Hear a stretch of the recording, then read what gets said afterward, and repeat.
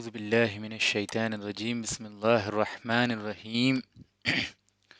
الحمد لله رب العالمين والصلاة والسلام على سيد المرسلين ومن سار على منهجه إلى يوم الدين رب اشرح لي صدري ويسر لي أمري واحلل عقدة من لساني يفقه قولي رسول اللہ صلی اللہ علیہ وسلم کا طائف کے اندر جو معاملہ ہوا اور طائف میں جو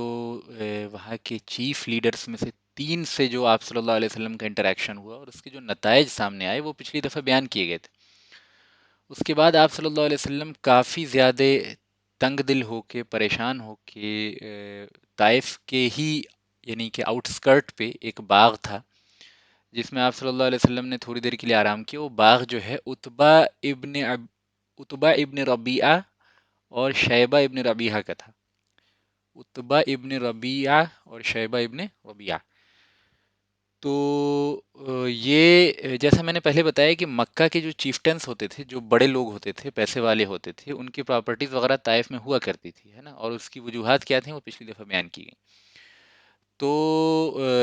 اتبا اور شیبہ کے جو باغ تھا یہ اتفاقاً اسی باغ میں آپ صلی اللہ علیہ وسلم جا کے آرام فرمایا.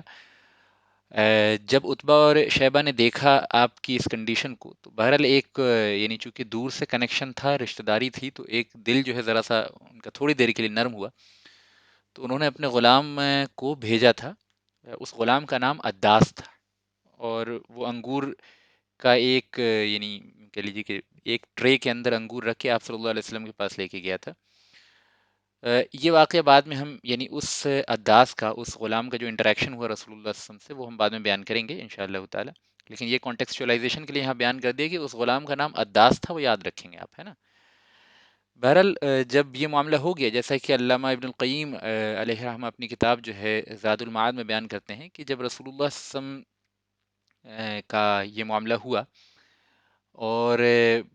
یعنی فرشتے وغیرہ آپ کے سامنے تشریف لائے جبرائیل کے ساتھ، پہاڑ کے فرشتے، اور انہوں نے درخواست کی کہ اللہ کے رسول اگر آپ اجازت دیں تو جو ہے طائف اور مکہ دونوں کو ہم پیس کے جو ہے برابر کر دیں گے، اور پہاڑ کا فرشتہ جو ہے، پہاڑوں کا فرشتہ، وہ میرے ساتھ ہے. تو اس پہ رسول اللہ صلی اللہ علیہ وسلم نے بڑا ہی پازیٹیو جواب دیا، اور انہوں نے کہا کہ مجھے امید ہے کہ اگر یہ لوگ ایمان نہیں لاتے تو ان کی بعد والی نسلوں میں سے کچھ لوگ ہوں گے جو اللہ تعالیٰ کے علاوہ کسی اور کی عبادت نہیں کریں گے اور جو اس کے رسول پہ ایمان لائیں گے. تو اس امید کے تحت جو ہے آپ صلی اللہ علیہ وسلم نے آسمانی عذاب کو مؤخر کر دیا. یہ آپ کی رحمت اور آپ کا رحمت للعالمین ہونے کا ایک مظہر تھا. اور میں نے بتایا کہ یہ معاف کرنا فقط مجرد معاف کرنے کے پرپس سے نہیں تھا، بلکہ اس نیت کے ساتھ تھا کہ اس جنریشن میں نہیں صحیح، اگلی جنریشن میں کچھ لوگ جو ہیں توحید کے نام لیوا پیدا ہو جائیں، اور پھر ان کی جنریشنز جو ہے وہ ساری کی ساری اسلام پہ ہو، ساری کی ساری جو ہے وہ اللہ رب العالمین کی وحدانیت پہ یقین رکھنے والی ہو. تو ایک بہت بڑی جنریشن جو ہے جہنم کے عذاب سے بچ جائے گی. اور سب سے بڑی رحمت یہی ہے کہ انسان باقی دوسرے انسانوں کی دائمی فلاح اور کامیابی کا خواہش مند ہو، ہے نا. اس سے بڑی رحمت کا کوئی مظہر نہیں ہو سکتا. لہٰذا رسول اللہ صلی اللہ علیہ وسلم کی رحمت کا سب سے بڑا مظہر آپ کی تبلیغی کاوشیں ہیں جو آپ انتہائی بے چینی کے ساتھ کیا کرتے تھے. ٹھیک ہے. تو یہ معاملہ ہوا. اس کے بعد علامہ ابن القیم بیان کرتے ہیں کہ رسول اللہ صلی اللہ علیہ وسلم طائف یعنی یہ باغ والے واقعے کے بعد یہاں سے نکلے اور ڈائریکٹ جو ہے آپ مکہ کے اندر داخل نہیں ہوئے. پہلے ایک وادی ہے نخلا وادی النخلا. نخلا ایک وادی ہے، طائف اور مکہ کے راستے کے درمیان میں پڑتی ہے. اس میں آپ صلی اللہ علیہ وسلم نے تقریباً 10 دن قیام کیا، ٹھیک ہے، زید بن حارثہ کے ساتھ. اور اس کے بعد پھر آپ نخلا سے نکل کے غار ہرا میں قیام پذیر ہوئے، اور غار ہرا سے پھر آپ نے زید بن حارثہ کو تین لیڈرز آف مکہ کے پاس بھیجا. تو یہ پوری جرنی ہے آپ کی، یہ آپ اپنے ذہن میں اس کا رف خاکہ رکھیں. جب آپ نخلا میں 10 دن کا جو قیام کیا ہے ان میں جو واقعات پیش آئے ہیں، بہت عجیب و غریب واقعہ پیش آیا ہے، وہ انشاءاللہ تعالی ممکن ہے کہ آج اس کی ہم شروعات کر دیں، اور نہیں تو نیکسٹ لیکچر جو ہمارا ہوگا وہ پورا کا پورا اسی کے اوپر ہوگا. تو اس کو اسکپ کرتے ہوئے، وادی النخلا کے واقعات کو اسکپ کرتے ہوئے ہم آگے چلتے ہیں. جب رسول اللہ صلی اللہ علیہ وسلم نے 10 دن کے قیام کے بعد ہرا میں جا کے، غار ہرا جو مکے کے آؤٹ اسکرٹ میں تھا، بلکہ یوں کہہ لیجیے کہ ایک اعتبار سے مکے کے اندر ہی تھا، اس پہاڑ، یعنی یوں سمجھ لیجیے کہ اس پہاڑ سے اترتے ہی پھر جو ہے مکہ شروع ہو جاتا تھا، تو اس میں آپ صلی اللہ علیہ وسلم نے غار ہرا میں قیام کیا، اور جس میں سب سے پہلی وہی جو ہے رسول اللہ صلی اللہ علیہ وسلم کے اوپر غار ہرا میں ہی آئی تھی، ہے نا، اسی غار میں آپ نے اس موقع پہ قیام کیا، اور اس کے بعد زید بن حارثہ رضی اللہ عنہ کو آپ نے جو ہے 3 بڑے بڑے لیڈرز کے پاس مکہ کے بھیجا. تو سب سے پہلے جس کے پاس بھیجا وہ اخنس بن شریق تھا. اخنس بن شریق مکہ کا لیڈر تھا لیکن قریش میں سے نہیں تھا، قریش کا حلیف تھا، قریش کے ساتھ ان کا اس کے قبیلے کا الائنس بنا ہوا تھا، لیکن یہ اصلاً قریش سے نہیں تھا، لیکن مکہ میں اس کی اچھی پوزیشن تھی چونکہ قریش کے ساتھ الائنس تھا اور یعنی مضبوط قبیلہ تھا، اس کا لیڈر تھا. تو اخنس بن شریق کے پاس جو ہے رسول اللہ صلی اللہ علیہ وسلم نے سب سے پہلے بھیجا زید بن حارثہ کو. اچھا یہاں پہ ایک بات سمجھ لیں کہ رسول اللہ صلی اللہ علیہ وسلم ڈائریکٹ مکہ کے اندر کیوں نہیں داخل ہوئے، کیونکہ قریش کو یہ تمام اخبار پہنچ چکی تھیں، یہ خبریں پہنچ چکی تھیں کہ رسول اللہ صلی اللہ علیہ وسلم طائف میں پروٹیکشن سیکھ کرنے گئے ہیں اور وہاں ایک نظام اسلامی قائم کرنا چاہتے ہیں، ایک چھوٹی سی ریاست قائم کرنا چاہتے ہیں، جس کے ذریعے سے پھر اسلام کو پھیلائیں اور جس کے ذریعے قریش پہ جو ہے اسٹریٹجک برتری حاصل کریں، اور ان کے ٹریڈ وغیرہ کو بھی ڈسرپٹ کرنے کا رسول اللہ صلی اللہ علیہ وسلم کا ارادہ تھا. جیسے میں نے بتایا کہ پولیٹیکلی بہت ایک اچھا اسٹیپ تھا، اگر طائف جو ہے آپ صلی اللہ علیہ وسلم کی اطاعت کو قبول کر لیتا تو قریش کی ایک تو پراپرٹی بہت زیادہ تھی طائف میں، تو وہ ایک اسٹریٹجک ایڈوانٹیج ہو جاتا. دوسرا ایک ایڈوانٹیج یہ ہو جاتا پولیٹیکلی اینڈ ڈپلومیٹیکلی کہ جو طائف اور قریش کے درمیان ایک کولڈ وار کی کیفیت تھی، اس میں یعنی کہ اہل طائف کو یہ موقع مل جاتا ہے کہ قریش کے اوپر سپیریورٹی اسٹیبلش کرنے کے لیے وہ رسول اللہ صلی اللہ علیہ وسلم کی ہیلپ کریں، اور پھر قریش کے سامنے ایک مشکل پیش آ جاتی کہ جو ان کا ٹریڈ کا ریلیشنس تھا طائف کے ساتھ، اور جو طائف ہوتے ہوئے ان کے قافلے جاتے تھے وہ سارے کے سارے جو ہیں قریش کے اب ایکسپوزڈ ہو جاتے رسول اللہ صلی اللہ علیہ وسلم کے سامنے. تو اکنامیکلی اسپیکنگ بھی ایک بہت اچھا اسٹیپ ہوتا اگر یعنی یہ وینچر جو ہے دنیاوی اعتبار سے کامیاب ہو جاتا، لیکن اللہ تعالیٰ کی مرضی اور منشا کچھ اور تھا، تو لہٰذا طائف میں رسول اللہ صلی اللہ علیہ وسلم نے انتہائی تکلیف اور مصیبت جھیلی،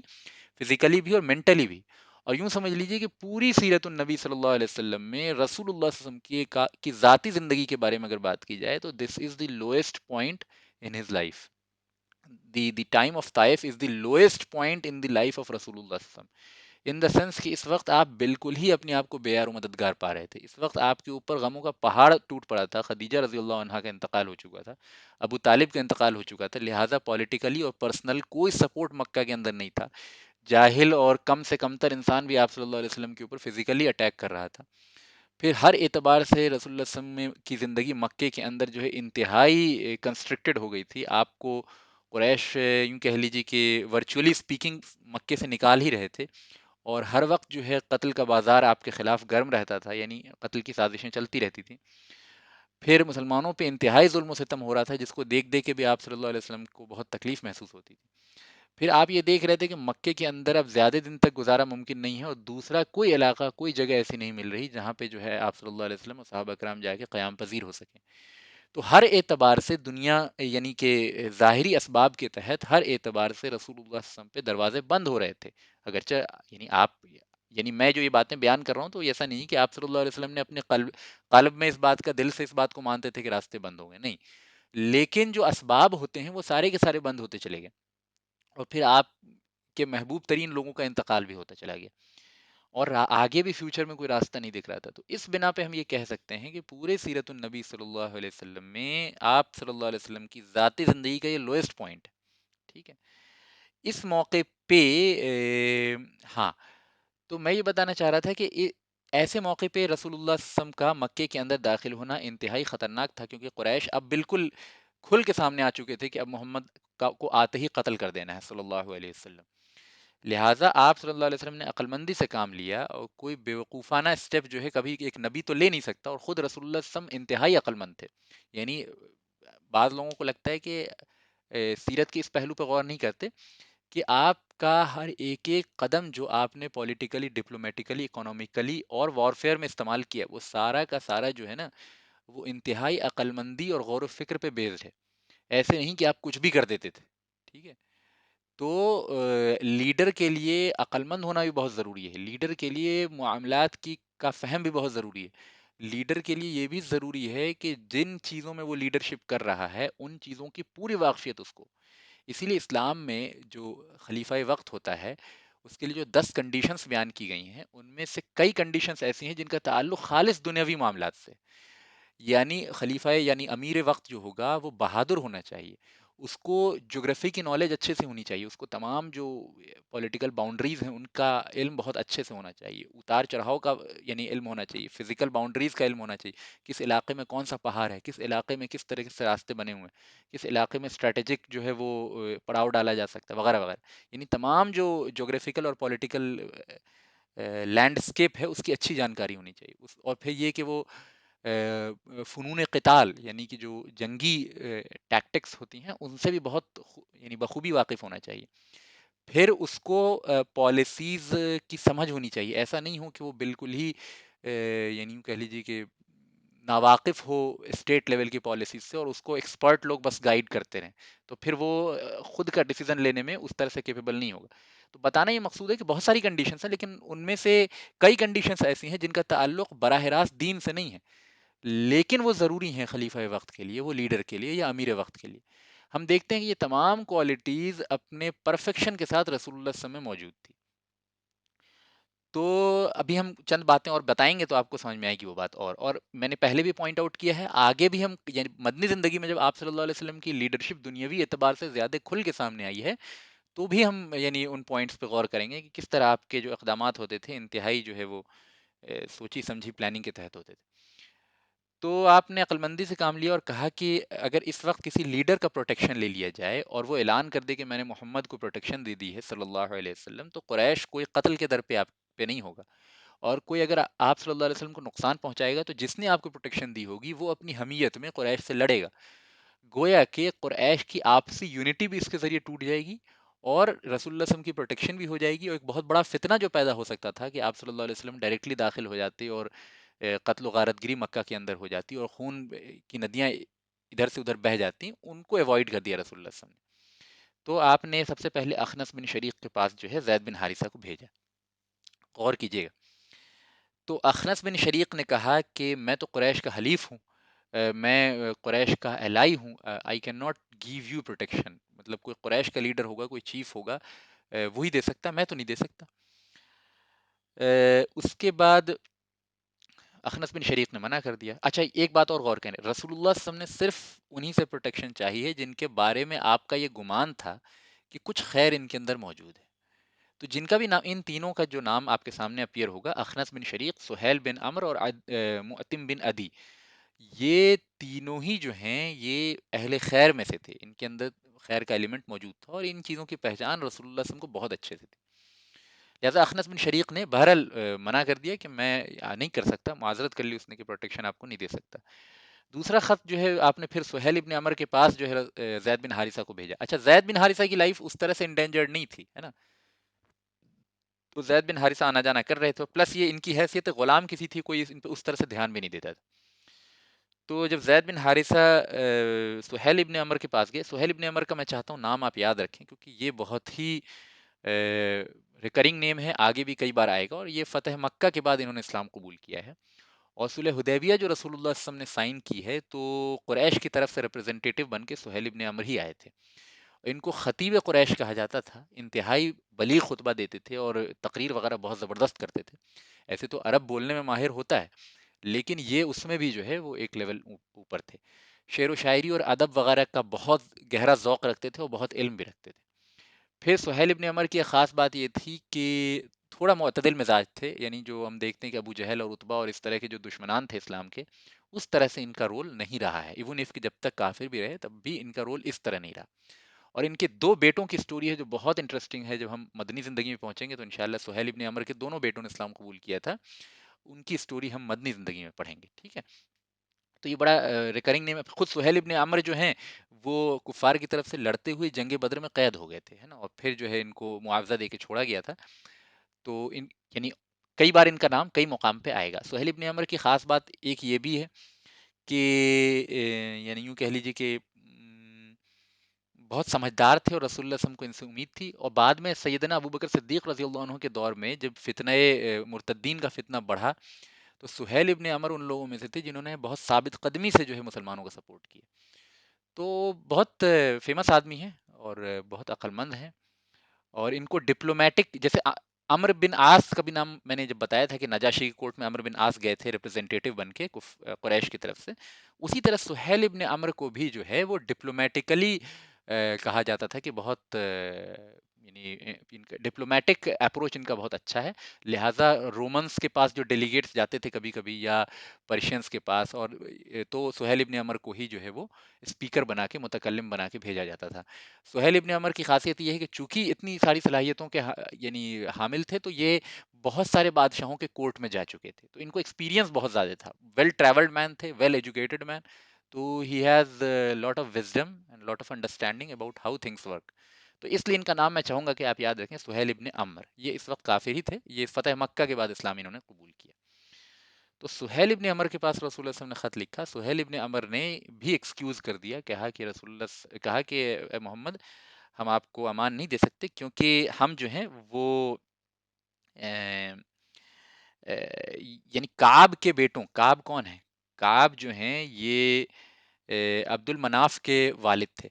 تو کعب کے بیٹوں کو ہم جو ہیں وہ یعنی ہمارے یہاں کسٹم یہ ہے کہ کعب کے بیٹوں کو ہم پروٹیکشن نہیں دے سکتے، لہٰذا ہمیں معاف کیجیے۔ اچھا، ان دونوں کے ریفیوزل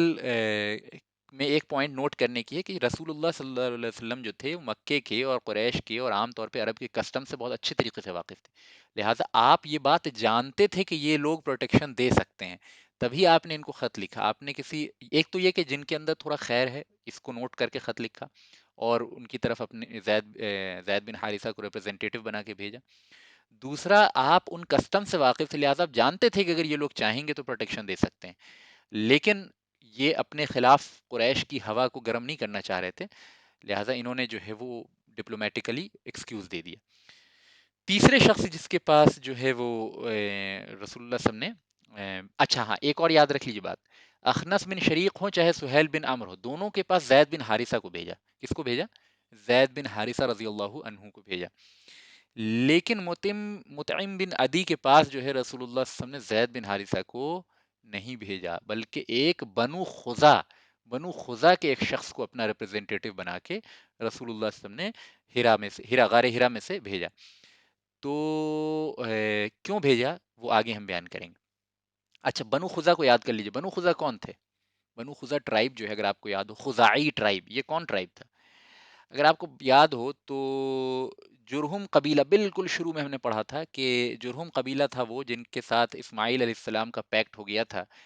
اور یعنی بی بی ہاجرہ جو تھیں ان کا پیکٹ ہو گیا تھا، لہٰذا جرہم قبیلہ کعبے کے متولی تھے، ارلی اسٹیبلشرز آف کعبہ جو تھے اور مکہ جو تھے وہ جرہم قبیلے والے تھے، جو قحطانی ٹرائب تھا، جو صدرن عربیہ سے ٹریول کر کے آ رہا تھا جس وقت اسماعیل علیہ السلام کو چھوڑ کے سیدنا ابراہیم علیہ السلام واپس چلے گئے تھے عراق۔ آپ میں سے جن لوگوں نے بالکل شروع سے اٹینڈ کیا ہے اور نوٹ کیا ان باتوں کو، تو ان کو یاد آ جائے گی یہ بات۔ یہ جرہم قبیلہ کئی سو برس تک جو ہے وہ وہاں آباد رہا، لیکن پھر بنو خزا، دوسرا قحطانی قبیلہ جو تھا، اس نے جرہم قبیلے کو کے ساتھ جنگ کی اور ان کو وہاں سے نکال دیا۔ تو جرہم قبیلے والوں نے کیا کیا کہ جو زمزم کا کنواں تھا اس کو چھپا دیا اور خزانے وغیرہ کعبے میں دفن کر دیا اور پھر بھاگ نکلے۔ تو بنو خزا کی تقریباً جو ہے وہ 1000 سال سے اوپر جو ہے حکومت مکے کے اندر اور کعبے کے آس پاس رہی۔ بنو خزا بھی قحطانی قبیلہ تھا، اسماعیل علیہ السلام کی اولاد میں نہیں تھا۔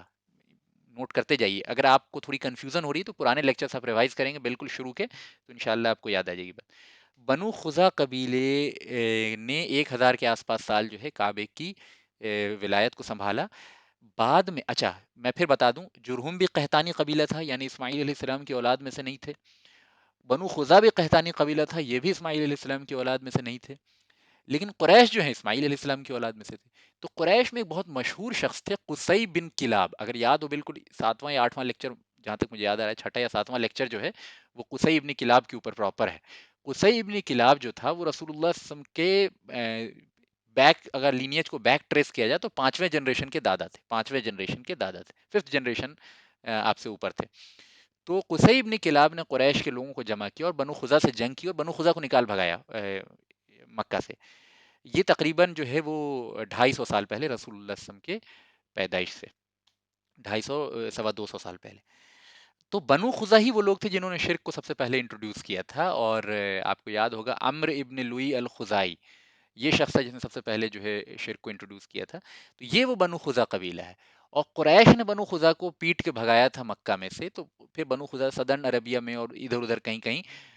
بائیفرکیٹ ہو گئے تھے، اور ان کے چھوٹے چھوٹے قبائل مختلف علاقوں میں آباد ہو گئے تھے. تو قریش کی پھر اس طرح حکومت قائم ہوئی تھی مکہ کے اندر. تو قصی ابن کلاب کا ایک بہت امپورٹنٹ رول تھا. تو خزا قبیلے کی کہیں نہ کہیں قریش کے ساتھ جو ہے 36 کا آنکڑا تھا، کیونکہ خزا کی حکومت قریش نے ختم کی تھی. آپ بات سمجھ رہے ہیں؟ تو بنو خزا کو کی ہسٹری یہاں جاننی بہت ضروری ہے، کیونکہ بہت یہاں پہ رسول اللہ صلی اللہ علیہ وسلم کا ایک عمل ہے جس کے پیچھے حکمت کو ہم سمجھنا چاہ رہے ہیں، تو اس کے لیے تھوڑی پلیٹ فارم اور بیک گراؤنڈ معلوم ہونا چاہیے. تو اب رسول اللہ صلی اللہ علیہ وسلم نے مطعم بن عدی کے پاس جو ہے خزائی قبیلے کے ایک شخص کو ریپرزینٹیٹو بنا کے بھیجا. ابھی آپ کو خزا کی ہسٹری ذہن میں ہے.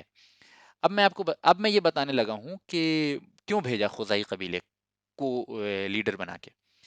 اچھا، اس کو بتانے سے پہلے میں یہ بتا دوں کہ مطعم بن عدی نے رسول اللہ صلی اللہ علیہ وسلم کے اس پرستاو کو، اس پرپوزل کو قبول کر لیا، اور کہا کہ میں آپ کو پروٹیکشن دوں گا.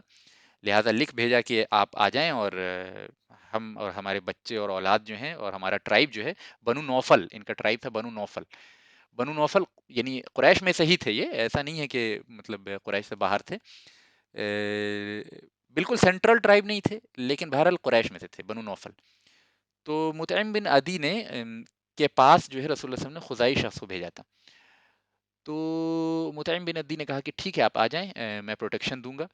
رسول اللہ صلی اللہ علیہ وسلم تشریف لائے. مطعم بن عدی نے اپنے تمام جو اس کے بیٹے اور پوتے وغیرہ تھے، اور جو بھتیجے تھے، اور جو ان کے بھائی وغیرہ تھے، سب نے ہتھیاروں سے لیس ہو کے رسول اللہ صلی اللہ علیہ وسلم کو مکے کے باہر جا کے ریسیو کیا. پھر جو ہے وہ ہتھیاروں کے پریڈ کے ذریعے رسول اللہ صلی اللہ علیہ وسلم کو کعبے میں لے گئے، اور اعلان کیا کہ میں نے محمد کو پناہ دی ہے صلی اللہ علیہ وسلم، لہٰذا کوئی شخص بھی اپنا ہاتھ جو ہے محمد کے اوپر دراز نہ کرے صلی اللہ علیہ وسلم. لہٰذا پھر آپ صلی اللہ علیہ وسلم نے اس اعلان کے بعد جو ہے کعبے کا طواف کیا، اور وہاں نماز وغیرہ ادا کی، کعبے کو بوسہ دیا وغیرہ وغیرہ. تو پھر رسول اللہ صلی اللہ علیہ وسلم اس طرح سے مطعم بن عدی کے پروٹیکشن میں رہنے لگے.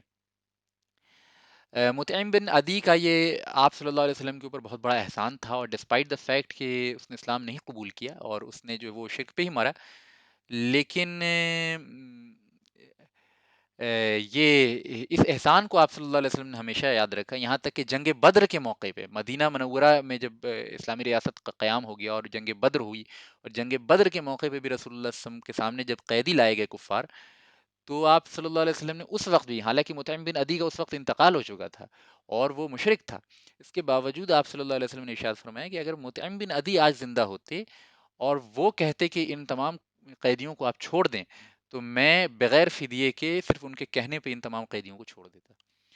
تو اس سے پتہ چلا کہ رسول اللہ صلی اللہ علیہ وسلم احسان فراموشی بالکل ایک رتی برابر بھی آپ کے اندر احسان فراموشی کا معاذ اللہ ایلیمنٹ نہیں تھا،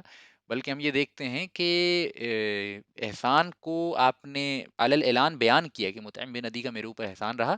اور مطعم بن عدی کی قدر کرتے ہوئے آپ نے کہا کہ اگر وہ ابھی زندہ ہوتا اور وہ کہتا کہ ان کو چھوڑ دو تو میں چھوڑ دیتا، یہ تمام قیدیوں کو اس کے کہنے پہ چھوڑ دیتا. صرف یہی نہیں، حسان بن ثابت جو رسول اللہ صلی اللہ علیہ وسلم کے یوں کہہ لیجیے کہ پرسنل پوئٹ تھے، چونکہ یہ ہمیشہ حسان بن ثابت was not a very skilled warrior, ایک آنےسٹ بات بتا رہا ہوں، اس سے کسی کی توہین مقصود نہیں، بہت اعلیٰ مرتبہ کے صحابی ہیں، لیکن اللہ تعالیٰ نے ان سے جو ہے وہ جنگی کام نہیں لیا، ان کے اندر جنگی صلاحیتیں اتنی زیادہ نہیں تھیں، لیکن ان کے اندر پوئٹری کی صلاحیت بہت زبردست تھی. تو وہ اکثر جو ہے رسول اللہ صلی اللہ علیہ وسلم کے ساتھ ہی رہتے تھے، تو وہ اشعار وغیرہ کہا کرتے تھے. تو مطعم بن عدی کی تعریف میں بھی انہوں نے اشعار کہا، اور رسول اللہ صلی اللہ علیہ وسلم نے اس سے منع نہیں کیا. تو پتہ یہ چلا کہ جو ہے اگر کسی کا احسان واقعتاً ہو تو بغیر اسلامی اصولوں سے کمپرومائز کیے ہوئے اس کے احسان کا اقرار جو ہے نہ صرف کیا جا سکتا ہے بلکہ کرنا چاہیے، اور اس کی تعریف کرنے میں کوئی مذائقہ نہیں ہے، اس کے احسان کو قبول کرنے میں کوئی مذائقہ نہیں ہے. لیکن انسان اس احسان کے نتیجے میں پھر دین سے ہاتھ دھو بیٹھے، یا دین کے بعض جزو سے ہاتھ دھو بیٹھے، یا ان کے ساتھ کمپرومائز کرنے لگ جائے، پھر یہ چیز جو ہے اصول شریعت کے خلاف ہے نا. سمجھے دونوں باتیں، دونوں باتوں کے باریکی کو سمجھے. ایک طرف اگر کسی نے آپ کے اوپر احسان کیا، چاہے وہ ملت کفر میں سے ہو، ملت شرک میں سے ہو، اگر واقعتاً وہ احسان ہے نا، تو اس احسان کی قدر کی جائے گی. اور کسی کا کفر اور کسی کا شرک معنی نہیں ہوگا اس کے احسان کی قدردانی میں. لیکن یہ ایک بات ہے، اور یہ اسٹیبلش نوشن ہے، لیکن اس کا یہ مطلب نہیں ہے کہ کسی کے احسان کے نتیجے میں پھر آپ جو ہے اللہ تعالیٰ کے حکم میں سے کسی حکم کے ساتھ کٹوتی کر دیں، اللہ تعالیٰ اور اس کے رسول صلی اللہ علیہ وسلم کی اطاعت میں کوئی کمی کر دیں. دونوں باتیں اپنی اپنی جگہ ہیں، ہے نا. یعنی اللہ کا حق سب سے زیادہ ہے، رسول کا حق سب سے زیادہ ہے. تو کسی کا احسان آپ کو رسول اللہ صلی اللہ علیہ وسلم اور اللہ کی نافرمانی پہ نہ ابھار دے، لیکن اس کا یہ مطلب نہیں ہے کہ اگر واقعی کسی نے احسان کیا ہے تو اس کے احسان کو قبول نہ کیا جائے، ہے نا. اس کے احسان کو بلکہ قبول کیا جائے، اس کا اقرار کیا جائے، ہے نا. تو اور کفر اور شرک بھی بندے کا معنی نہیں ہوتا ہے اس کے احسان کے اقرار میں، اگر واقعتاً اس نے احسان کیا ہے تو یہ چند نکات تھے مطعم بن عدی کے کیس میں. اور رسول اللہ صلی اللہ علیہ وسلم کا یہ ارشاد کہ اگر مطعم بن عدی آج زندہ ہوتے جنگ بدر کے موقع پہ تو میں اس کے کہنے پہ جو ہے ان تمام قیدیوں کو چھوڑ دیتا. تو یہ بھی جو ہے آپ صلی اللہ علیہ وسلم کے اظہار احسان کا ایک طریقہ ہے، شکر گزاری کا اور احسان مندی کا ایک طریقہ ہے. ٹھیک ہے، مطعم بن عدی کے ساتھ رسول اللہ صلی اللہ علیہ وسلم کا جو وینچر تھا وہ سکسیسفل رہا. اب میں یہاں پہ چند وزڈم کے پوائنٹس چاہتا ہوں کہ آپ کو بتاؤں کہ رسول اللہ صلی اللہ علیہ وسلم نے مطعم بن عدی کے پاس خزائی ٹرائب کے شخص کو کیوں بھیجا ریپرزینٹیٹو بنا کے. اس کے لیے تھوڑی سی اور ہسٹری میں جاننی آپ کے لیے ضروری ہے. ابھی تو میں نے بنو خزا کی تھوڑی ہسٹری ریوائز کرائی ہے، وہ باتیں آپ آلریڈی جانتے تھے اگر آپ نے دھیان سے سنا ہو لیکچرز. تو اب میں جو باتیں بتانے جا رہا ہوں وہ آپ نہیں جانتے ہیں، لیکن وہ بہت امپورٹنٹ فیکٹس ہیں. ہم پیچھے چلتے ہیں ٹائم میں عبد المطلب کے وقت، رسول اللہ صلی اللہ علیہ وسلم سے 2 جنریشن پیچھے چلتے ہیں عبد المطلب کے وقت. عبد المطلب کے وقت کیا تھا، یہ بنو نوفل دیکھ رہے ہیں نا، جس کا لیڈر مطعم بن عدی آج ہے. یعنی رسول اللہ صلی اللہ علیہ وسلم کو پروٹیکشن دیتے وقت مطعم بن عدی کس کا لیڈر ہے؟ بنو نوفل کا. بنو نوفل کا لیڈر مطعم بن عدی ہے. ٹھیک ہے، عبد المطلب کے زمانے میں چلتے ہیں تو بنو نوفل کا لیڈر جو تھا اس کا نام تھا نوفل، اس کا نام ہی نوفل تھا. نام کیا تھا؟ نوفل. بعد میں اس کو نوفل بھی پڑھا ہے، اللہ علم صحیح کیا ہے، دونوں طریقے سے اس کو پڑھا جا سکتا ہے. تو نوفل جو تھا، میں نوفل پڑھ رہا ہوں، تو نوفل کے ساتھ عبد المطلب کا کچھ ڈسپیوٹ تھا، ہے نا. 2 جنریشن پیچھے ابھی ہم بات کر رہے ہیں. تو عبد المطلب کی زمین کا کچھ حصہ جو ہے نوفل نے ہڑپ لیا تھا، اور عبد المطلب نے باقی قریشیوں سے مدد مانگی تھی تو وہ لوگ جو ہیں اتنے ایکٹیولی پرو ایکٹیولی سپورٹ نہیں کیا لوگوں نے نوفل کے خلاف. تو عبد المطلب نے پھر مدینہ خط لکھا، یثرب، اس زمانے میں مدینہ تو نہیں تھا، یثرب تھا. وہاں خزرج نام آپ یعنی ہجرت کے موقع پہ بہت سنیں گے اور ہجرت کے بعد خوب سنیں گے.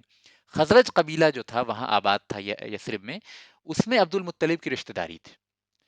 اس میں عبد المطلب کی نانیالی رشتہ داری تھی. تو خزرج قبیلے میں عبد المطلب نے یعنی لمبے اشعار لکھے جس میں اپنی پریشانی کا بیان کیا اور اپنے دکھ درد کو جو ہے مرثیے کے انداز میں لکھا کہ یہاں نوفل نے جو ہے زمین وغیرہ ہڑپ لی ہے، اور ان سے مدد طلب کی. تو خزرج کا جو حمیت تھی وہ جوش میں آئی کہ ہماری بہن کا ہی کی پروجنی میں سے ہے یہ عبد المطلب، لہٰذا عبد المطلب کی مدد کرو. لہٰذا بہت بڑی تعداد میں تقریباً 100 لوگ جو ہیں وہ یثرب سے ٹریول کر کے مکہ آئے اور عبد المطلب کی مدد کرنے کو کھڑے ہو گئے ہتھیار کے ساتھ. اور سب کے سب نے کعبے کو گھیر لیا اور ہتھیار بند ہو گئے. جب نوفل نے دیکھا کہ اتنی بڑی قوت عبد المطلب جمع کر کے لے آیا ہے اور میرے پاس تو کوئی چارہ ہی نہیں ہے، قریش بھی عبد المطلب کے پاور کو دیکھ کے یعنی اسپیل باؤنڈ ہو گئے کہ یہ کیسا شخص ہے بھائی جس نے جو ہے یثرب سے 100 لوگوں کو جو ہے وہ ہتھیار بند 100 لوگوں کو منگوا لیا، اور یعنی ایک دبدبہ قائم ہو گیا عبد المطلب کا. بہرحال نوفل نے جو ہے وہ زمین لوٹا دی اور اس کے اوپر دہشت طاری ہو گئی، خوف طاری ہو گیا، عبد المطلب کا روب قائم ہو گیا، اور باقی قریشیوں نے بھی اس واقعے کے بعد عبد المطلب کی لیڈرشپ کو ایکسیپٹ کر لیا اور عبد المطلب کے ساتھ اچھا معاملہ رکھنے لگے. یہ جو سوری معاف کیجیے گا میں خزرج بول گیا،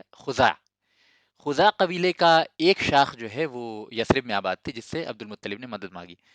تو عبد المطلب نے جب خزا قبیلے سے مدد مانگی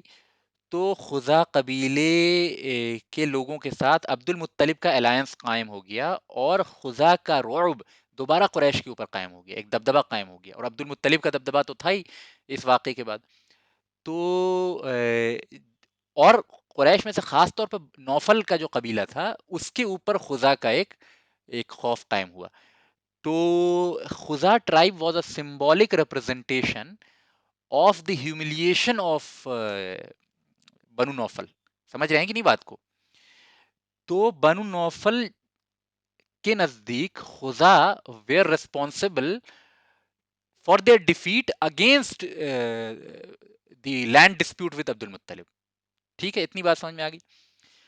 تو بنو خزا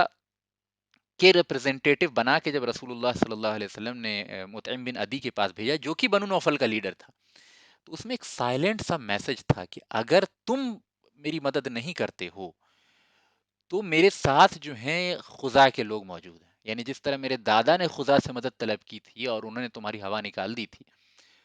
یعنی obviously رسول اللہ صلی اللہ علیہ وسلم نے ایسی کوئی الفاظ استعمال نہیں کیے، لیکن ایک سمبولک میسج تھا یہ. آپ سمجھیں بات کو. معاذ اللہ کبھی رسول اللہ صلی اللہ علیہ وسلم اس دھمکی کے انداز میں جو ہے کسی سے مدد نہیں طلب کریں گے، لیکن ایک سمبولک وے میں بات یہ بتانی مقصود تھی کہ میں کمزور ضرور ہوں، لیکن جس طرح میرے دادا نے خدا سے مدد طلب کی تھی، میں بھی اس خدا سے مدد طلب کرنے میں پیچھے نہیں ہٹوں گا، اور اپنا ریپرزینٹیٹو ایک خدائی شخص کو بنایا تاکہ مطعم بن عدی کے پاس ایک میسج جائے کہ ابھی بھی رسول اللہ صلی اللہ علیہ وسلم کا خدا سے کچھ لینا دینا ہے، کچھ معاملہ ہے، کچھ ریلیشن شپ ہے. سمجھ رہے ہیں کہ نہیں سمجھ رہے ہیں بات کو؟ تو مطعم بن عدی نے جب یہ دیکھا تو وہ سارے معاملات جو ہیں جو اس کے قبائل کے ساتھ ہوئے تھے وہ فلیش بیک ہو گیا، اور اس نے سوچا کہ اگر میں محمد کو پروٹیکشن نہیں دوں گا تو خدا سے پروٹیکشن لے لیں گے، اور پھر خدا قریش کے اوپر ڈومیننٹ ہو سکتے ہیں. تو اس سے بہتر ہے کہ میں ہی پروٹیکشن دے دیتا ہوں، کم سے کم محمد ہمارے آگے سامنے تو رہیں گے، کم سے کم خدا کے ساتھ الائنس کر کے عبد المطلب والی ہسٹری تو ریپیٹ نہیں کریں گے. تو اس بات کو دھیان میں رکھتے ہوئے مطعم بن عدی نے، یعنی ایک تو اس کا گڈ ول بھی تھا، ایک اچھا بیہیویئر بھی تھا، یعنی اس کے اندر ایک اچھائی کا ایلیمنٹ تھا، تبھی رسول اللہ صلی اللہ علیہ وسلم نے اس کو خط لکھا. اور اگر آپ کو یاد ہو کہ شیبہ ابی طالب میں جب بائیکاٹ ہوا تھا بنو ہاشم کا، تو اس کو بریک کرنے میں جو 5 لوگ شامل تھے، اس بریک کرنے والوں میں مطعم بن عدی بھی تھا. تو پتہ یہ چلا کہ مطعم بن عدی کے اندر خیر کا ایلیمنٹ تھا، تبھی اس نے بنو ہاشم کے خلاف ہو رہے بائیکاٹ کو توڑنے کے لیے جو ہے مہم چلائی تھی ان 5 لوگوں کے ساتھ، ان 4 لوگوں کے ساتھ، ٹوٹل 5 لوگ. تو خیر کا ایلیمنٹ تو تھا، لیکن اس کا اپنا بھی ایک بینیفٹ اس کے ساتھ اٹیچ تھا، اور اپنا بھی وہ ایک سیکیورٹی چاہتا تھا. تو اس لیے اس نے رسول اللہ صلی اللہ علیہ وسلم کو پروٹیکشن دی تاکہ خدا کے ساتھ جو ہے محمد کا کوئی معاملہ اسٹرانگ نہ ہو جائے، الائنس اسٹرانگ نہ ہو جائے صلی اللہ علیہ وسلم، جیسا کہ عبد المطلب کا ہوا تھا، اور عبد المطلب کو اپر ہینڈ حاصل ہو گیا تھا قریش کے اوپر. تو ایسا نہ ہو. تو اس یعنی پرسنل ریزن کے تحت بھی جو ہے مطعم بن عدی نے رسول اللہ صلی اللہ علیہ وسلم کو پروٹیکشن دی. تو اس کے پروٹیکشن کے تحت رسول اللہ صلی اللہ علیہ وسلم مکے کے اندر داخل ہوئے، اور آپ نے بہترین عقل مندی کا مظاہرہ کرتے ہوئے بہت ہی سٹل وے میں مطعم بن عدی کو میسج بھی بھیج دیا، مطعم بن عدی سے پروٹیکشن بھی حاصل کر لیا، اور بالکل عزت کے ساتھ مکے کے اندر داخل ہوئے. ایسا نہیں ہوا کہ آپ جو ہے ڈرتے چھپتے اور یعنی کہ پروٹیکشن کی بھیک مانگتے ہوئے داخل ہوئے، بلکہ آپ نے سٹلی ایک میسج بھی دے دیا کہ ایسا نہیں کہ میں صرف اور صرف تمہاری پروٹیکشن پہ ڈیپینڈنٹ ہوں. ٹھیک ہے، صلی اللہ علیہ وسلم. اس میں آپ صلی اللہ علیہ وسلم کی عقل مندی اور آپ کا تمام معاملات کا فہم اور تاریخ اور ہسٹری کی واقفیت، اور جو پولیٹیکل الائنس ہوتے ہیں ان کی اونچ نیچ اور ان کی باریکیوں سے واقفیت کا اظہار ہوتا ہے. ٹھیک ہے، سمجھ رہے ہیں نا بات کو؟ چلیے آگے چلتے ہیں. تو اس کے ساتھ ہی آپ صلی اللہ علیہ وسلم مکے کے اندر دوبارہ داخل ہو گئے. ایک چھوٹی سی سٹوری اور ہے، ہم بیان کریں گے آج انشاءاللہ تعالی، اور اس کے بعد پھر جو نیکسٹ لیکچر ہوگا وہ بہت انٹرسٹنگ ہونے والا ہے، لیکن اس کے بارے میں بعد میں بتاؤں گا. تو اب ہم واپس چلتے ہیں اس باغ میں جس میں آپ صلی اللہ علیہ وسلم نے تھوڑی دیر کے لیے آرام کیا تھا جب آپ طائف سے نکلے تھے. وہ واقعہ یاد ہوگا جو اتبا اور شیبہ کا جو باغ تھا. تو اس میں اتبا اور شیبہ نے جو ہے ٹرے کے اندر کچھ انگور وغیرہ رکھ کے جو ہے اپنے غلام عداس کے ہاتھوں رسول اللہ صلی اللہ علیہ وسلم کے پاس جو ہے وہ بھیجا تھا، یعنی انگور وغیرہ. تو جب عداس وہاں پہنچا، عداس جو تھا نا وہ کرسچن تھا. ہی واز ناٹ اے مشرک، he was a Christian, he was a نصارا، عیسائی ہے نا. تو جب وہ ٹرے میں لے کے پہنچا تو رسول اللہ صلی اللہ علیہ وسلم سے کہا کہ اس کو کھائیے، ہمارے مالکوں نے آپ کے پاس بھیجا ہے. ابھی رسول اللہ صلی اللہ علیہ وسلم کو یہ واقفیت نہیں تھی کہ یہ کون شخص ہے اور کس کا غلام ہے، لیکن آپ اتنی بے یار و مددگاری کی صورتحال میں تھے کہ آپ نے جو ہے وہ پوچھنے سے پہلے جو ہے اس انگور کو کھانا شروع کیا. اور چونکہ عرب میں یہ کسٹم تھا کہ کوئی مسافر ہے، کوئی تھکا ہارا ہے، تو اس کی مہمان نوازی کرتے تھے. تو یہ کوئی اسٹرینج بات نہیں تھی وہاں کے کسٹم کے مطابق. ہمارے یہاں یہ بہت بڑی بات ہوگی کہ کوئی شخص بیٹھا ہوا اس کو لے جا کے کھانا، آپ جو ہے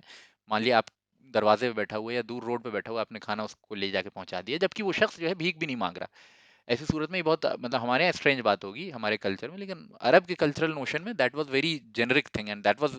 دا way it was suppose to be. تو جب عداس انگور کا وہ ٹرے لے کے آپ صلی اللہ علیہ وسلم کے پاس پہنچے تو آپ نے کھانا شروع کیا اور کہا بسم اللہ الرحمن الرحیم. آپ نے جو ہے حالانکہ بعض دفعہ یعنی جو کھانا شروع کرنے کی جو دعا ہے وہ عام طور پہ ڈیفرنٹ ہے. ہے نا، بسم اللہ و علی برکت اللہ. لیکن اس موقع پہ آپ صلی اللہ علیہ وسلم نے بسم اللہ الرحمن الرحیم پڑھا اور کھانا شروع کیا. عداس چونکہ کرسچن تھا، عربی جانتا تھا، اللہ کا نام، رحمان کا نام سے کچھ واقفیت اس کو ضرور تھی، مشرکین کے مقابلے میں تھوڑا سمجھ زیادہ رکھتا تھا. تو اس نے سوال کیا کہ اللہ کی قسم، اس ملک کے لوگ، اس علاقے کے لوگ اس طرح سے نہیں پڑھتے ہیں، بسم اللہ الرحمن الرحیم تو نہیں کہتے، لہٰذا آپ ایسا کیوں کہہ رہے ہیں؟ تو رسول اللہ صلی اللہ علیہ وسلم نے پوچھا کہ تم کس کنٹری سے ہو، ہے نا؟ تو کہا کہ میں تو نینوا عراق سے ہوں. تو رسول اللہ صلی اللہ علیہ وسلم نے کہا کہ وہی نینوا جس سے یونس ابن متہ تھے. یونس ابن متہ کون تھے؟ یونس ابن متہ وہی یونس علیہ السلام ہے جن کا ذکر قرآن مجید میں سورہ یونس کے اندر اور دوسرے مختلف مقامات پہ آیا ہے. ان کی ہسٹری بھی بیان کرنے کی ضرورت نہیں، نبی تھے، اللہ تعالیٰ کے معزز نبی تھے، اور اللہ تعالیٰ نے نینوا شہر عراق میں ان کو بھیجا تھا، اور ان کا زمانہ تقریباً جو ہے وہ 1000 سال قبل مسیح کا تھا، یعنی رسول عیسیٰ علیہ السلام سے تقریباً 1000 سال پہلے، 1-2 سال اوپر نیچے رکھ لیجیے. اور رسول اللہ صلی اللہ علیہ وسلم سے تقریباً جو ہے یوں کہہ لیجیے کہ 1500 سال کہہ لیجیے پہلے کے تھے، 1500 سال پہلے. تو نینوا شہر میں ان کو مبعوث کیا گیا تھا، بھیجا گیا تھا. تو آپ صلی اللہ علیہ وسلم نے یونس ابن متہ کے بارے میں سوال کر دیا اور کچھ باتیں اور یونس علیہ السلام کے بارے میں بتا دی. تو عداس جو تھا وہ بہت حیرت زدہ ہو گیا، کیونکہ عرب کے لوگ تو یونس کے بارے میں بالکل ہی نہیں جانتے تھے. چلو موسیٰ کے بارے میں تھوڑے بہت جانتے تھے جیوز سے انٹریکشن کی وجہ سے، عیسیٰ کے بارے میں تھوڑا بہت جانتے تھے، ٹھیک ہے. لیکن بعض ایسے انبیاء علیہ السلام تھے، یعنی جیسے یونس علیہ السلام، they were not known amongst عرب ان کو نہیں جانتے تھے. تو عداس کو بڑی حیرت ہوئی کہ تم کیسے جانتے ہو یونس کو؟ تو رسول اللہ صلی اللہ علیہ وسلم نے فرمایا کہ یونس میرے بھائی تھے، وہ بھی نبی تھے، میں بھی نبی ہوں، صلی اللہ علیہ وسلم علیہ الصلوۃ والسلام. تو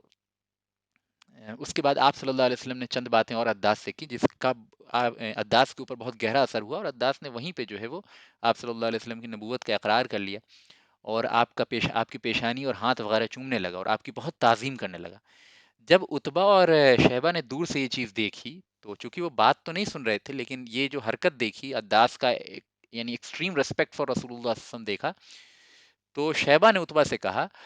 کہ دیکھو تمہارے اس غلام کو محمد نے بھڑکا دیا ہے، برباد کر دیا. جیسا کہ عرب عام طور پہ کہتے تھے نا کہ محمد جو ہے وہ بیٹوں کو باپ کے خلاف کر دیتا ہے صلی اللہ علیہ وسلم، غلاموں کو آقا کے خلاف کر دیتا ہے صلی اللہ علیہ وسلم. تو اسی طرح وہ اپنا وہی ایکیوزیشن اس نے ریپیٹ کیا شیبہ نے اتبا سے کہ تمہارے اس غلام کو بھی محمد نے جو ہے وہ برباد کر دیا، خراب کر دیا. جب وہ عداس لوٹا تو ان دونوں نے، اتبا اور شیبہ نے ڈانٹنا شروع کیا کہ تم کیا کر رہے تھے وہاں جا کے، ہم نے تو صرف تم کہا تھا انگور پہنچانے کے لیے. تو کہا، عداس نے کہا اللہ کی قسم روئے زمین پہ کوئی شے بھی جو ہے اس شخص سے زیادہ معزز اس وقت دنیا میں موجود نہیں، اس سے زیادہ قابل عزت، اس سے زیادہ قیمتی کوئی شے روئے زمین پہ نہیں ہے، لہٰذا میں یعنی اس کے سر کو، اس کے ہاتھ کو چوم رہا تھا اور اپنی خوش قسمتی سمجھتا ہوں کہ مجھے یہ موقع دیا گیا. بہرحال یہ باتیں اتبا اور شیبہ کے اوپر ذرا گرا گزری، اور ان لوگوں نے عداس کو جو ہے خوب ڈانٹا پٹکا اور کہا کہ اب محمد کے پاس نہیں جاؤ گے تم صلی اللہ علیہ وسلم. تو یہاں پہ عداس کے اتنی شدت اور پریشانی کے وقت، اور میں نے جیسا بتایا کہ رسول اللہ صلی اللہ علیہ وسلم کی زندگی کا یہ لوئسٹ پوائنٹ تھا طائف کا، اس کے بعد ہم دیکھتے ہیں کہ گریجول امپرومنٹ ہوا ہے، یعنی آپ صلی اللہ علیہ وسلم کی کنڈیشنز میں، اور دھیرے دھیرے کر کے نصرت و فتح اور ڈفرینٹ طریقے سے آپ صلی اللہ علیہ وسلم کے لیے پازیٹیو معاملات کی شروعات ہو گئی ہے. تو سب سے پہلی پازیٹیوٹی تو یہیں سے شروع ہوئی کہ جہاں ایک طرف آپ کی پوری قوم آپ کی مخالف ہے، جہاں ایک طرف طائف جس سے آپ بہت امیدوار تھے وہ پورے کی پورے آپ کے ساتھ بدترین سلوک کر رہے تھے، وہیں ایک عراق کا رہنے والا ایک غلام، اسٹرینجر غلام، جس کے بارے میں آپ نے توقع بھی نہیں کی تھی کہ یہ اسلام قبول کرے گا، وہ اس موقع پہ آپ صلی اللہ علیہ وسلم کے پاس آ کے اسلام قبول کرتا ہے اور آپ کی غایت درجے تعظیم کرتا ہے. تو یہ بھی ایک طرح سے سورس آف کنسولیشن تھا رسول اللہ صلی اللہ علیہ وسلم کے لیے کہ ضروری نہیں ہے کہ آپ جس کے بارے میں امیدوار ہوں اسی کے ذریعے ہم آپ کو نصرت عطا کریں، بلکہ عین ممکن ہے کہ ہم آپ کو ویسی جگہ سے نصرت عطا کریں، ویسی جگہ سے مدد کریں اے میرے نبی جن کا آپ نے تصور بھی نہیں کیا ہوگا، ہے نا. اور یہی ہوا بھی، ہم دیکھتے ہیں تاریخ میں رسول اللہ صلی اللہ علیہ وسلم نے کی جو نصرت ہوئی ہے وہ ایسے مقامات سے ہوئی ہے، آپ پہ ایسے لوگ ایمان لائے ہیں جن کا آپ نے تصور بھی نہیں کیا، چاہے وہ ابو ذر غفاری کے کیس میں ہو، چاہے دماد الازدی کے کیس میں ہو، یہ سارے واقعات ہم پہلے پڑھ چکے ہیں. تو یہ آپ صلی اللہ علیہ وسلم کے لیے ایک سارٹ آف کنسولیشن تھا. دوسری ایک اہم وزڈم کا پوائنٹ یہاں سمجھ میں آتا ہے کہ رسول اللہ صلی اللہ علیہ وسلم کا بسم اللہ پڑھ کے کھانا کھانا ایک چھوٹا سا عمل تھا، کوئی بہت بڑی بات تو نہیں تھی، کوئی بہت بڑا مشکل عمل تو نہیں تھا، کوئی بہت گہرا عمل تو نہیں تھا، لیکن اس کے باوجود ایک چھوٹا سا شعار اسلام کا اظہار تھا، اللہ تعالیٰ کا نام لینا تھا، کھانے سے پہلے اللہ رب العالمین اور اس کی رحمان اور رحیم کا نام لینا تھا، لیکن یہ عمل عداس کے قبول اسلام کا سبب بنا، کیونکہ اس عمل نے عداس کے مائنڈ میں چند کوشچنس پیدا کیا، اور اس کوشچنس کا پراپر آنسر ملنے کے نتیجے میں جو ہے وہ قبول اسلام، اس نے اسلام قبول کر لیا اور اسلام کی طرف راغب ہو گیا۔ تو یہاں پہ ایک وزڈم کا پوائنٹ نکلتا ہے کہ کبھی بھی جو ہے وہ اسلام کے چھوٹے چھوٹے اشعار، چھوٹی چھوٹی عبادات، چھوٹی چھوٹی اعمال جن کے ذریعے اسلام کا اظہار ہوتا ہو، خصوصاً جو ہے وہ ڈس بلیورس کے سامنے، اس کو کبھی بھی انڈر اسٹیمیٹ نہیں کرنا چاہیے، بلکہ اس یعنی اسلام کا پورے پراؤڈلی اینڈ پورے کانفیڈنس کے ساتھ، پورے شوق کے ساتھ، پورے اشتیاق کے ساتھ، پوری محبت کے ساتھ جو ہے چھوٹے چھوٹے اعمال کے ذریعے ہی اس کا اظہار کرنا چاہیے، اسلام کے سمبولزم کا اظہار ہونا چاہیے، اسلام کے شعار کا اظہار ہونا چاہیے۔ عین ممکن ہے کہ اللہ تعالیٰ اس کے ذریعے جو ہے کسی کے مائنڈ میں کوشچن پیدا کرے، اور پھر اس کو اگر آنسر مل جائے یا اس کے اندر انکوزیٹونیس پیدا ہو، وہ جا کے پڑھے اور اللہ تعالیٰ اس کو ہدایت دے دے۔ ایسا بہت دفعہ تاریخ میں دیکھا گیا ہے کہ بعض نے بعض کو نماز پڑھتے دیکھا اور پھر اس کے ذہن میں سوال پیدا ہوا، اور پھر جو ہے وہ اس نے تحقیق کی اور قبول کر لیا اسلام۔ یا بعض بہت چھوٹی چھوٹی چیزوں سے، بعض نے سورہ الحاکم التکاثر پڑھتے دیکھا، اس کے معنی پہ غور کیا اور پھر اسلام قبول کر لیا۔ بعض نے جو ہے صرف سجدہ کرتے دیکھا، یہ عمل اتنا پیسفل لگا کہ اس کے بارے میں تحقیق کی، غور کیا اور قبول کر لیا۔ تو اللہ تعالیٰ اس بات پہ قادر ہے کہ چھوٹی سے چھوٹی اور بڑی سے بڑی کسی چیز کے ذریعے بھی انسان کو ہدایت دے دے۔ ٹھیک ہے، اللہ تعالیٰ جو ہے وہ پابند نہیں ہے کہ بہت بڑی کوئی اسلامی دقیق نقطہ ہوگا اسی سے کوئی کنونس ہو کے جو ہے قبول کرے گا اور ہدایت کی راہ پہ آئے گا، کسی بھی چیز سے آ سکتا ہے۔ یہاں تک کہ بنیادی اسلامی شعار یعنی بسم اللہ الرحمن الرحیم کا پڑھنا بھی جو ہے کسی کے قبول اسلام کا سبب بن سکتا ہے، لہٰذا شعار اسلام کے اظہار میں، سمبولس آف اسلام کے اظہار میں کنجوسی نہیں کرنی چاہیے، بلکہ خاص طور پہ ڈس بلیورس کے سامنے اس کا اظہار ہونا چاہیے اچھے طریقے سے، احسن طریقے سے، ہے نا؟ اور وہ کسی کے لیے ہدایت کا سبب بن سکتا ہے اور کسی کے لیے دل کو جلانے کا سبب بھی بن سکتا ہے۔ دونوں صورتوں میں انشاءاللہ تعالی جو ہے وہ بینیفٹ ہی بینیفٹ ہے۔ کیوں؟ کیونکہ اللہ تعالیٰ جو ہے وہ جس کے اندر خیر ہوگا اس کو دین کی طرف راغب کرے گا، اور جس کے اندر شر ہوگا اس کے شر میں مزید اضافہ کرے گا، ہے نا؟ دونوں صورتوں میں اس دعا کا جو ثواب ہے وہ تو ملے گا ہی ملے گا، ہے نا؟ تو یہ ایک وزڈم کا پوائنٹ تھا جو یہاں سے نکل کے سامنے آتا ہے۔ انشاءاللہ تعالیٰ نیکسٹ لیکچر جو ہمارا ہوگا وہ وادی نخلا میں جو آپ نے 10 دن قیام کیا، تو اس 10 دن کے قیام میں آپ صلی اللہ علیہ وسلم کی ملاقات جنوں سے ہوئی، اور جنوں کا ایک ڈیلیگیٹ جو ہے آپ صلی اللہ علیہ وسلم کا سے قرآن سنا، اور پھر وہ اپنے قوموں میں جا کے انہوں نے دعوت و تبلیغ کا کام شروع کیا، اور جنوں کے ساتھ آپ صلی اللہ علیہ وسلم کے جو بھی مختلف انٹریکشنز ہوئے ہیں سیرت کے اندر، اس کو بھی میں تفصیل سے بیان کروں گا۔ پھر جنوں کے ورلڈ کے تعلق سے، ان کی جو دنیا ہے، ان کا جو عالم ہے، ان کے چند قوانین کو بیان کروں گا، ان کے ہاں ہدایت کے کیا ذریعے ہوتے ہیں ان کو بیان کروں گا،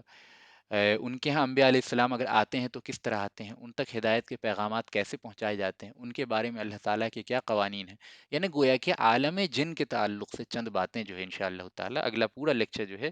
وہ عالم جن کے تعلق سے ہوگا۔ اور بہت ہی چونکہ بہت انکوزیٹو جو لوگ ہوتے ہیں ان کو بڑا مزہ آتا ہے ان چیزوں میں، تو میں چاہوں گا کہ آپ لوگ اس کو جوائن کریں، اور انشاءاللہ بہت انٹرسٹنگ ہوگی، بہت سی باتیں آپ کے سامنے آئیں گی، اور قرآن نے کیا کہا ان کے بارے میں، احادیث وغیرہ میں کیا بیان ہوا ہے، تو ایک یوں کہہ لیجیے کہ پوری کی پوری عالم جن کے تعلق سے ایک اس واقعے کے کانٹیکسٹ میں تھوڑی اور تفصیلات آ جائیں گی، یعنی وادی نخلا میں جو رسول اللہ صلی اللہ علیہ وسلم کا جنوں سے انٹریکشن ہوا اس سے شروع کریں گے، اور پھر عالم جن کے تعلق سے چند باتیں آپ کے سامنے رکھ دیں گے انشاءاللہ۔ تو نیکسٹ پورا لیکچر اسی ٹاپک پہ ہوگا، اور نیکسٹ لیکچر کے بعد جو نیکسٹ ٹو نیکسٹ لیکچر ہوگا، یعنی وہ اس میں ہم اسراء و معراج کے واقعات شروع کریں گے، اور وہ اس پہ ہم غالباً 4 لیکچر دیں گے، ممکن ہے کہ 5 لیکچر بھی ہو جائے، تو وہ بہت انٹرسٹنگ ہوگا، بہت تفصیل سے اس کو پڑھیں گے انشاءاللہ۔ تو میں چاہوں گا کہ آپ لوگ خود بھی جوائن کریں، اور اپنے ساتھ اپنے فیملی ممبرس کو جو انٹرسٹڈ ہوں ان چیزوں کے اندر ان کو بھی جوائن کروائیں۔ یہیں پہ میں ابھی کی اپنی بات کو ختم کرتا ہوں۔ اللہ تعالیٰ سے دعا ہے کہ اللہ تعالیٰ جو ہے آج کے لیکچر کو قبول کر لے، اور اس میں جو خطا ہو گئی اللہ تعالیٰ اس کو معاف کر دے، اور جو اچھی بات نکل گئی اس کو قبول بھی کر لے اور لوگوں کے لیے ہدایت کا سبب بنا دے، میرے لیے بینیفٹ کا سبب بنا دے، آمین یا رب العالمین، والحمد للہ رب العالمین۔ انشاءاللہ تعالی اب آپ لوگوں کے سوال جواب جو ٹاپک سے ریلیٹڈ ہوں گے وہ لے لوں گا۔ السلام علیکم ورحمۃ اللہ وبرکاتہ۔